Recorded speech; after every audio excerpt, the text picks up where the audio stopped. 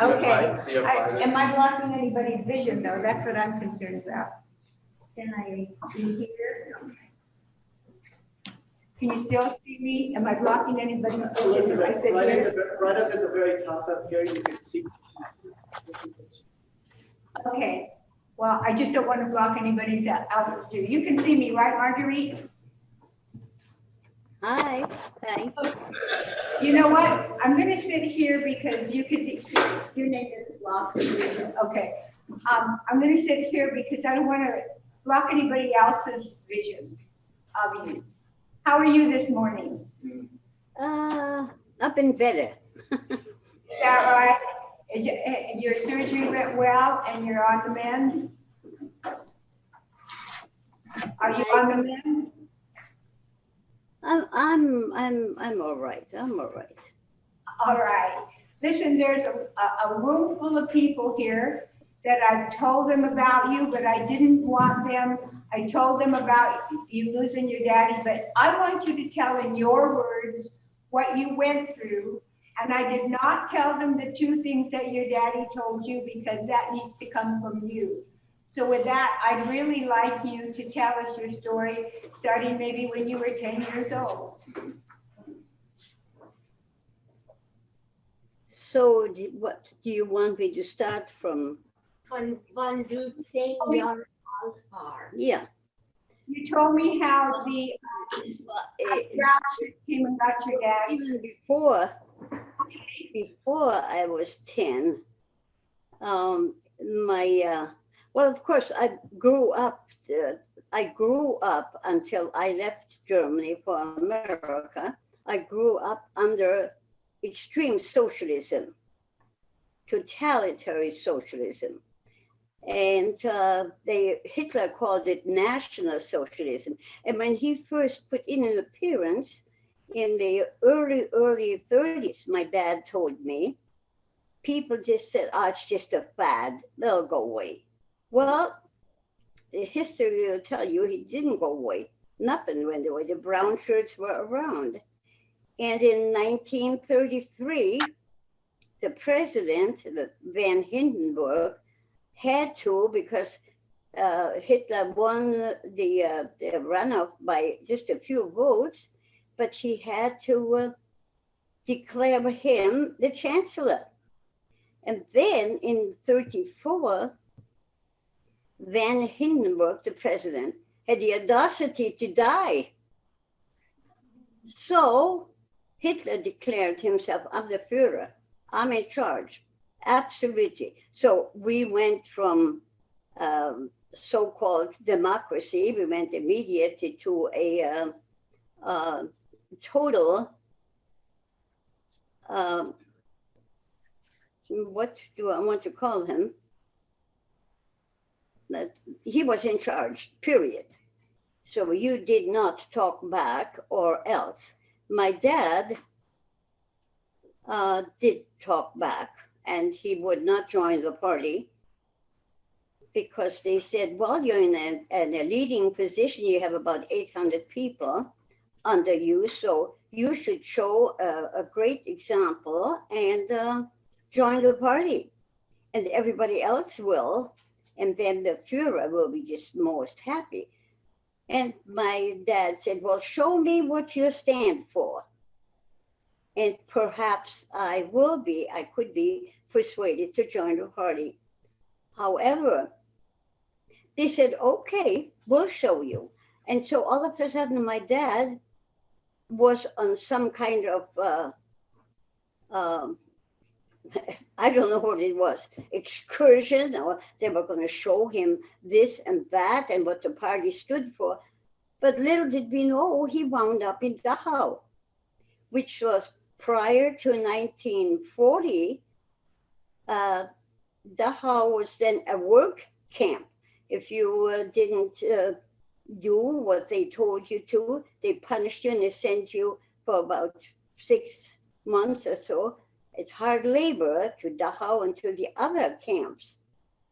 But then April 1, 1940, all these work camps were made into concentration camps. And once you got in there, you didn't get out. So my dad was there in 1936.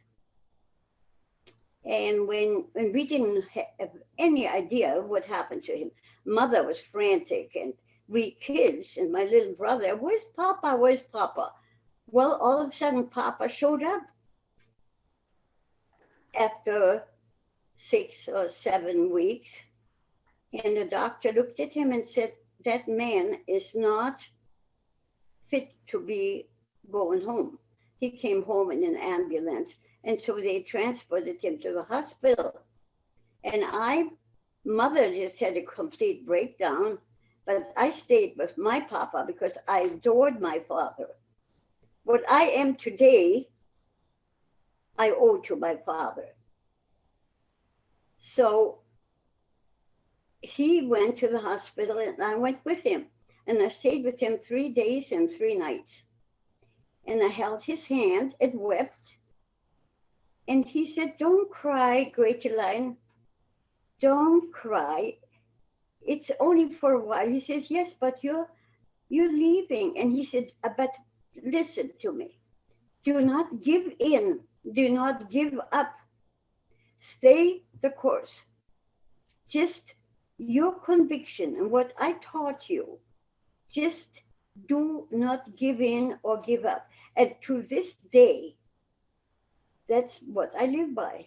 I don't give in and I don't give up. And nobody can make me. That's for sure, Marguerite. So I always believe in, if you want to know something, ask me. If you don't want to know, I'll tell you anyway. But anyway, my beloved father died and I held his hand, and of course it was horrendous. It was terrible. He was my little brother, and here was little old me, and mother, and mother was just helpless because she was she ran the house, and my dad made the decisions. And this is what it was in those days. The man was in total charge. And now all of a sudden we didn't have him. But life went on, and Hitler went on. The war broke out. How did you feed yourselves, Marguerite? I beg your pardon? How did you feed yourselves without your papa? How did you get food? How did we get Food, Essen. Oh, He has to Essen. oh well, yes. Everything just was totally reduced because it all went, the war broke out and everything went, so they said, to the front, to the soldiers. If you talk to the soldiers, they didn't have anything. It all stayed with the big shots. Deja vu, like it is today. The one with the power, the one with the money, the one who tells you what to do, how to jump, how high. They were in charge and they had everything. I remember you told me that you didn't have meat, and that when I was there, I asked you, you said you you didn't have much meat. I couldn't make that out. I'm sorry, I Du couldn't hast make. nicht Fleisch gehabt, nicht viel Oh no, Fleisch. oh no. Meat was a luxury. We were assigned 1 pound of meat for the month. And then the butcher threw a big bone in it. And we said, well, what do you mean a big bone for the pound? That's maybe half a pound of bone and half a pound of meat. And he says, well, what am I supposed to do with the bones? Eat them? Well, he got us there, you know. But you just did the best. And so you just went we had some farmer friends who was very generous. And he would slip us every so often this and that, or my grandparents. And I would hop on a bike and go 25 kilometers one way to pick up some extra milk, because we got milk 1 liter a week. And then they stretched it, as they called it, with some water, so it looked kind of bluish. How did you, will you tell us about your little brother in Siberia? Your brother? During the war, well, my brother was only 15 and a half when he was drafted. And he served perhaps 5-6 months, and the Russians attacked the train and everything else that they were traveling in. And my brother was shot in the leg several times. And then the Russians captured that train because the Germans were very deceiving. They painted the train with a red cross, but they got wise to it that they were transporting troops. So they captured my brother, and they haphazardly so-called healed him.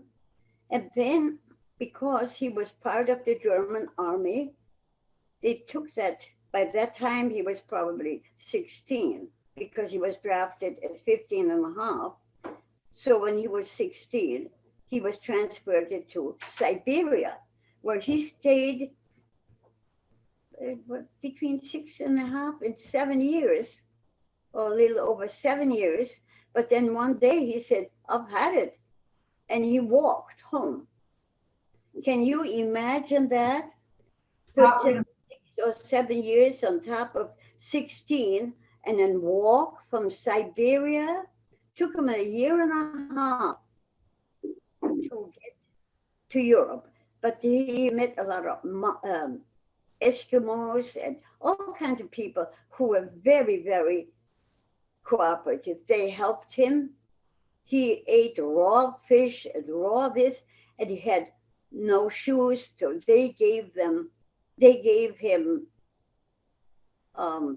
these felt-lined boots. They were wonderful. Those Eskimos were wonderful. And those people that he was prisoners with in Siberia, they said, you're insane to leave. You'll never make it. Well, he didn't know my brother. He was stubborn as I. He made it all right. But he was a skeleton, and just when he got back to Germany after 1.5 years, he couldn't find us because I was, in the meantime, I was in America. It was early 1950s when he came back. Well, I can't say the exact day now. I don't remember that, but You had actually met your husband by then. Can you tell the students here how you met the love of your life, your husband? Vi has du dad. yeah. Well, my husband, I always say, people ask me, how did you meet your husband? I always say, well, he came down from heaven. I laugh, because it's foolish. But I said, really? Because by that time now, I have had all kinds of experiences with the party and with everything. And the war was going strong. And so all of a sudden a neighbor came running to our house and said to me, Margarete, ich habe ein Ami in der Scheune. And I said, sure you do. He said, I have an American in the barn. And I said, sure you do. And he said, really? And he said, I saw someone in the tree with a parachute.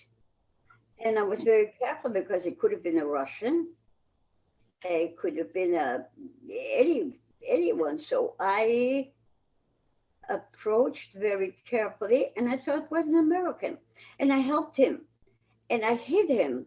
So I'm hiding him in the barn in the hayloft. Will you please come and help me? Because he doesn't speak German and I don't speak English and we can't communicate.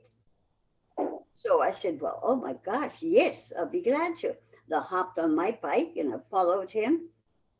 And I walked into the barn and he said, Shimmy, come runter, which means, Jim, come on down. And so they never said the G, like Jimmy, that was Shimmy.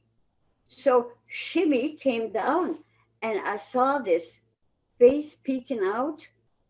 And then he hopped down and I said, oh, wow.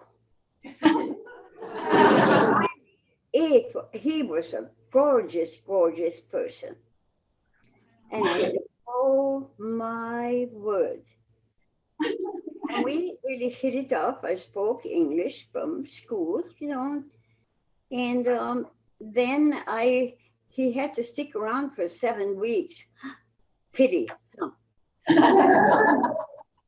So until I dug up the proper people to get him back to his squadron, which was stationed in Great Britain. And that was quite a thing. That took quite a while because he had to go via not the east, but the North Sea. And to this day, I have no idea how the underground works. They were Polish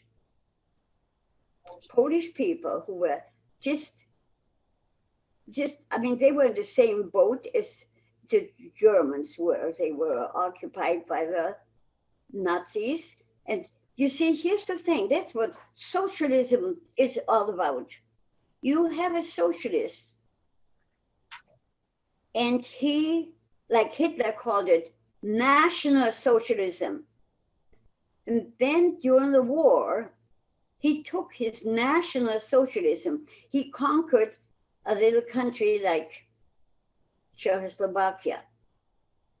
Then he conquered Hungary, and then all these little countries, and he brought his National Socialism.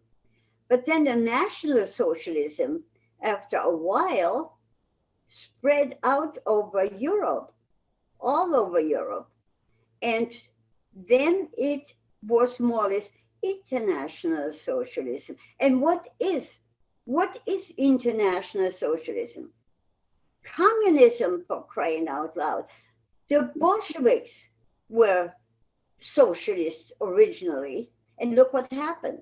Look what happened to Cuba and all that. They don't last, but people don't look at it this way. But to get back to my gorgeous husband, he made it all right. They got him out to Great Britain, and then they sent him home because as a reward. And don't forget, in those days, I was still the enemy. They didn't know how I fought the Nazis and all, but to them, to the Americans, to the Allies, I was a German. So therefore, I was an enemy. We could not correspond, we couldn't telephone, we could do nothing. 3 years. And he said, I am coming after you. He gave me his dog tags and he gave me his address and everything else. But it didn't do me any good because I couldn't write. There was nothing, no communication going on. So I just had to wait. And so 1 year went by and my mother would say, oh, I hated that. Yeah, did you hear from Jim? I said, of course not. And he was coming back. All right. 2 years went by. Have you heard anything? No, the war is still on, Mother. Oh, God. I wished she would turn off her, you know. But then 3 years, and all of a sudden, a lady from the Red Cross came, and she says to the house, and she says, I am looking for a lady by the name of Margarete Fallat. And I said, that is me. And she said, well, there is a gentleman looking for you by the name of Fallat, Shim Fallat. And I said, oh my word, don't say it out loud. It's going to be a surprise to my mother. Well, he will be here tomorrow, she said. So I was watching for him. And when I saw him walking, I looked out the window, saw him come to the house. Don't forget, we were refugees in our own country. We were in Nuremberg. Originally, I was not from Nuremberg, but we were refugees in our own country. And the people who were bombed out, they only had a few rooms. They had to give one room for these refugees. So they weren't very happy with us, but they had to live with it. So my the bell rang, and I said to my mother, why don't you open the door? And she says, why don't you? You're closer. And I said, I'm busy. So am I. I said, Mother, just open the door. So reluctantly, she went to open the door. And all of a sudden I heard, Jesus, Mary, God in heaven, dear God, oh my God. Oh my, that was just, she called on every saint that she could remember. And she was just so thrilled. That is Jim, oh my God. And I, of course, had to rub it in. Oh, we of little faith. And then she said, she didn't talk to me for about half an hour. But then, oh my word, I mean, it was awesome. It was wonderful. It was just unbelievable. That's why I said he came down from heaven, which he did, really, didn't he? And he took you to America? Well, he had been shipped here, and what he did, he re-enlisted with the stipulation, I want to be sent to Germany. Otherwise, I won't go back. They did send him to Germany, and they sent him to Fürth, which is the sister city of Nuremberg. Just a skip and a jump, you can have half a foot in Fürth and half a foot in Nuremberg. So that's how close they were. So he was just thrilled. It was just a gift from God, he said. And I was determined to find me. And he did, and I am. So then we went, when we came to America, I had to wait. I didn't get instant citizenship. I had to wait 5 years. I had to know what's the Congress, what are senators, what are congressmen, how many states, who's the president, how many presidents. I had to know the whole history of the United States, not like today, instant citizenship, you know, if they get away with it. But when I became an American citizen, I wept. And when I voted for the first time for the president, I came out of the booth crying. My husband said, what happened? How come you're crying? And I said, I just voted for the president of the United States. He said, so? Well, you to say, but this was a great happening as far as I'm concerned, because there was no free voting in Germany under Hitler. They were standing with their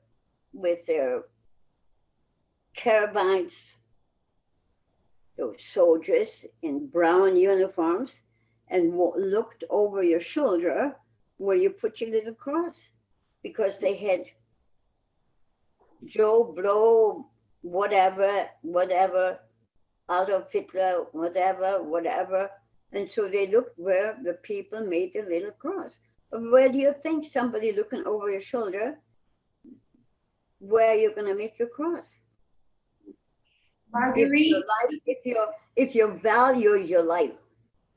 if you could tell this, if you could tell this room full of young people anything that you would recommend, what would you want to tell them? Wann du könntest irgendwas zu den jungen Leuten sagen, was ist das, was du sagen wollte? Die Jungen. Yeah, now,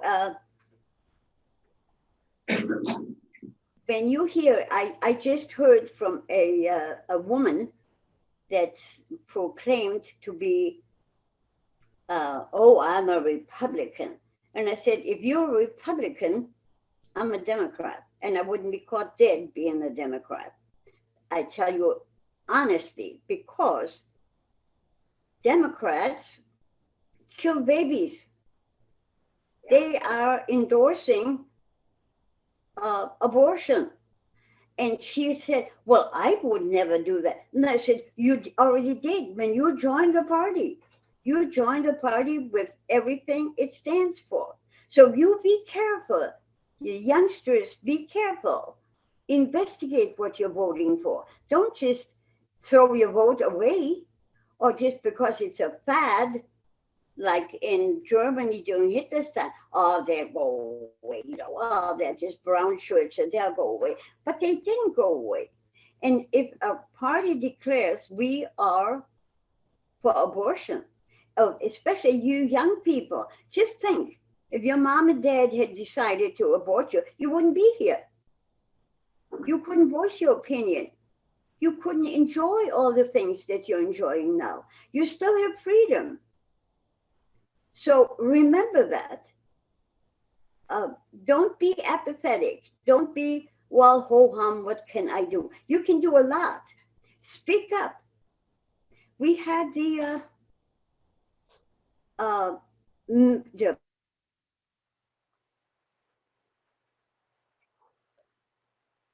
Uh-oh, the sound went out. Can you hear me, Marguerite? Connection. You have to be active, investigate what all this talk is all about social justice. You hear the word social justice. A great big flame should go up in your brain and say, hey, what does that stand for? It stands for socialism.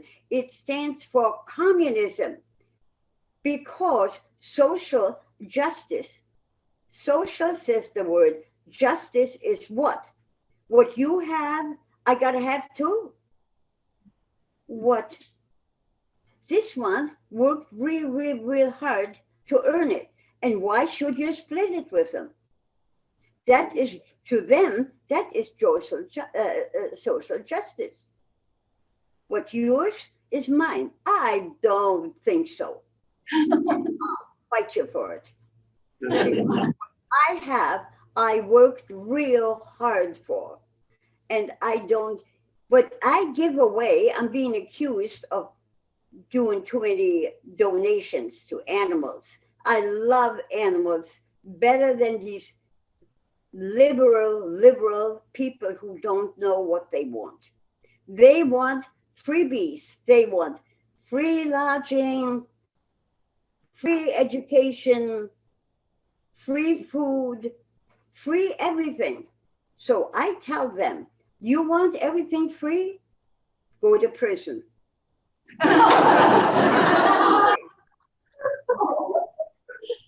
Isn't it true?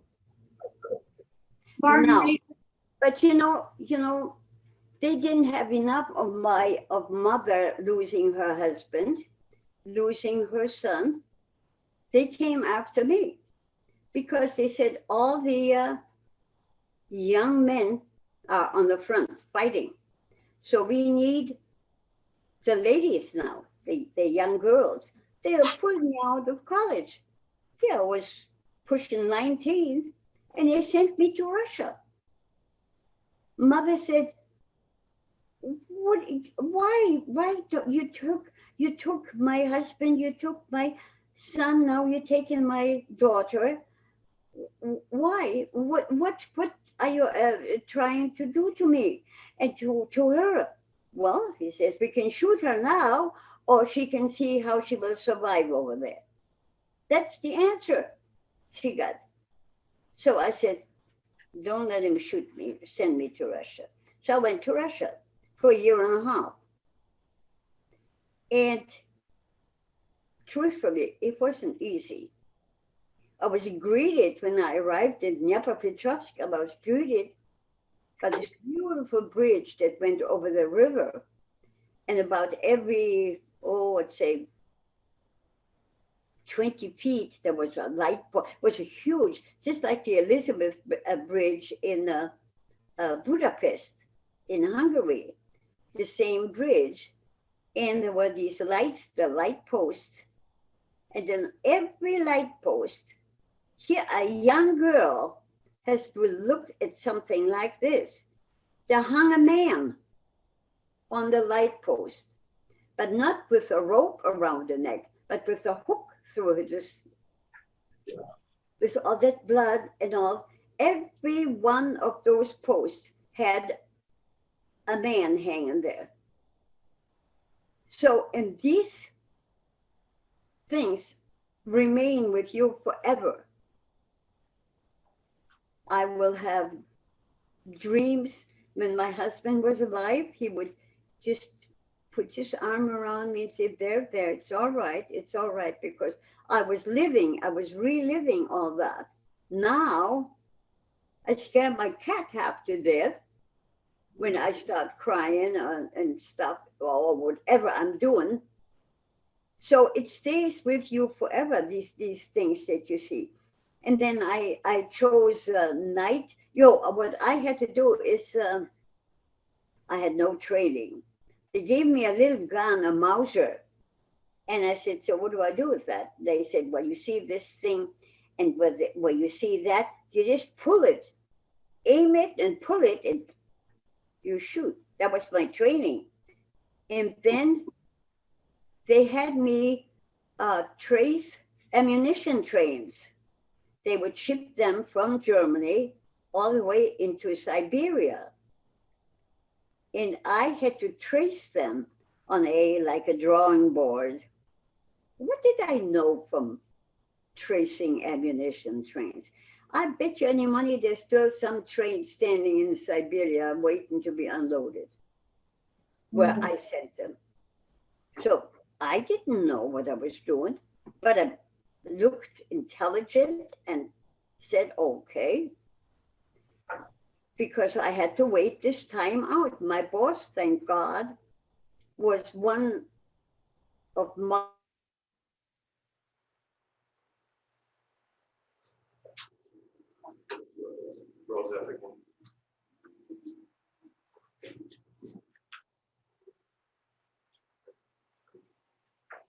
saw a friend or something. But we would say, Grüß Gott, which means praise God. We had them food, didn't we?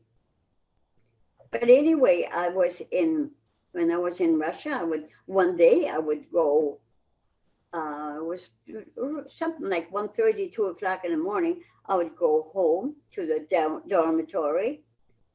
And there was this man coming toward me with a long coat on. And I moved over to the right to let him pass. So he moved to the right. Okay, I went to the left. He went to the left. And I thought, he's not good. He is not up to anything good. So when he was about 10 feet away from me, he suddenly opened his coat. He was stark naked. I was in a state of shock.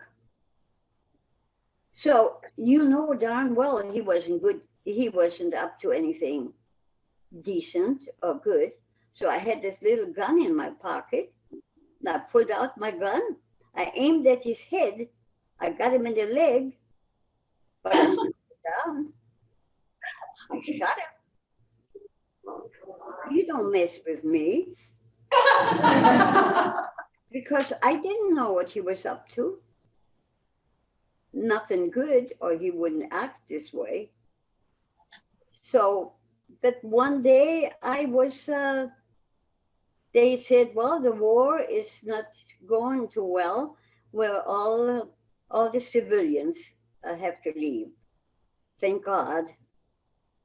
I got home and it was not very pretty there. They would come, they would go from house to house, and they would say, like, for instance, two of those brown shirts came to my mother's house and would say, do you have any guns? And she says, yes, I do. How many do you have? And she said, I have 3. And he said, you need to see them. She says, what for? They said, we just need to see them. Oh, okay, don't argue with them.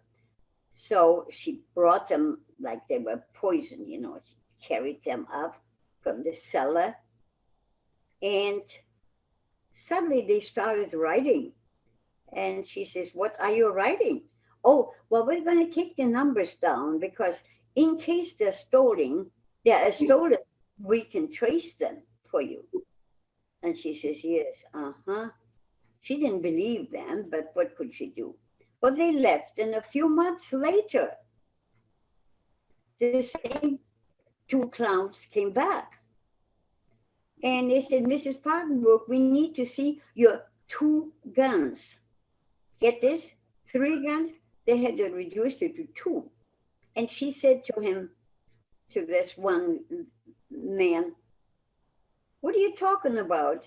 You have a short memory. I said 3, didn't I? I didn't say 2, because they probably thought she took the other one, the 3rd one, and maybe started the 3rd World War or something. But then they said, you know, we're going to take those with us because you're so safe. Hitler's taking such good care of us. You can walk the streets at night and nobody will molest you and you're fine. So you don't need your guns here. However, we're going to give you a receipt for them. Okay. There's nothing you could do. They took the guns. So is that reminiscent of anything that's going on, or is just about around the corner? Registration, confiscation, but they give you a receipt. So if somebody attacks you, by golly, just whip out that receipt and say, you see this? And boy, they're like hell. Margarete, you are so delightful. And we are so grateful that you took the time to talk to us. And we'd like to thank you and say, God bless you. Die sagen, die haben vielen Dank für was du hast gesagt. Und die sagen, danke, danke. Es war sehr schön. Well, I'm probably one of the last who has been through all this. Yes. So just heed, I'm happy to have been able to talk with you. Just heed what I said, especially the young people. I mean, we grown-ups should know better. We should know what we're up against, what's going on. And the young people, educate yourself. And if you can't, I mean, in school right now, I looked at the history books. The history doesn't tell you anything. There's nothing about the Holocaust. There's nothing about, anything. The wars, about Hitler, about socialism. For all you know, socialism is a good thing. Socialism is the start of all evil. Just think about that. You do not fall, try not to fall into the clutches of socialism. If somebody tells you anything about social justice, now I'm talking to the young people now. If they tell you about social justice and about the free this, just tell them nothing on earth is free.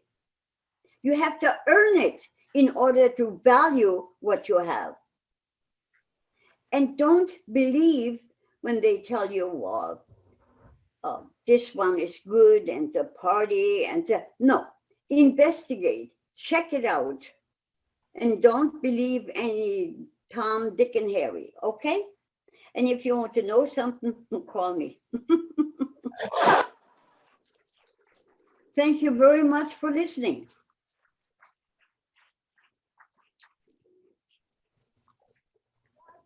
Margarete and Alan and I are planning to come up and visit you real soon. Sam. I can't hear you. I just said thank you, we love you, and we look forward to seeing you soon. Oh, well, yes, Elizabeth. I love you too. And like I said, it was a pleasure. And I'll see you one of these days. You come over to my house again, okay? We will. House. You can count on it. Okay, sweetheart. Bye. Bye-bye. See why I love her? You want me to shut it down?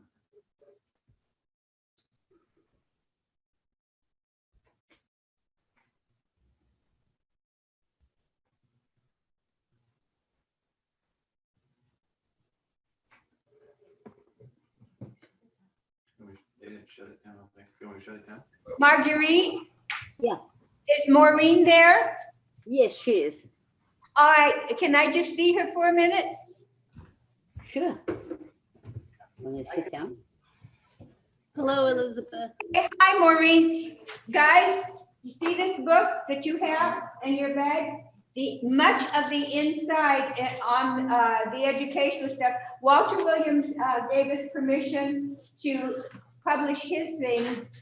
Prior to him dying, he wanted me to interview him, but I didn't get a chance, but he gave us permission to do that.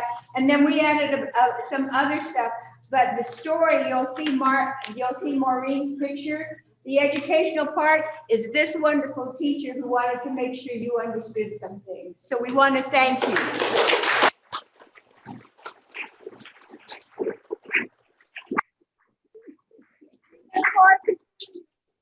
Bye-bye. Bye-bye. Okay.